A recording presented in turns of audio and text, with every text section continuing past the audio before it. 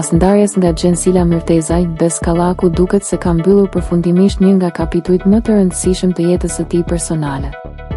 Aktori dhe moderatori ka ngritur një valë të fortë reagimesh në rrjetet sociale, pasi ka zbuluar një tatuazh të ri me një dedikim të jetë domethënës.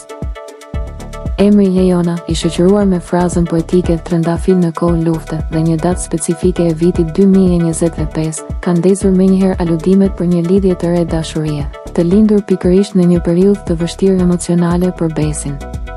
Edhe pse ai nuk ka bërë ende asnjë deklaratë publike për identitetin e vajzës misterioze, ndjekësit janë të bindur se ky nuk është thjesht një tatuazh, por një mesazh i fortë ndjenjash, mbështetje dhe rilindje emocionale. Komentet në rrjet nuk kanë munguar. Dashuri e re? Kapitull i ri në jetën e Besit? A është Jejona gruaja që i shëroi plagët?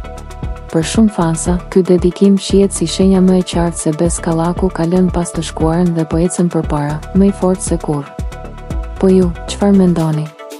A kemi të bëjmë me një dashuri të re apo thjesht një simbol personal?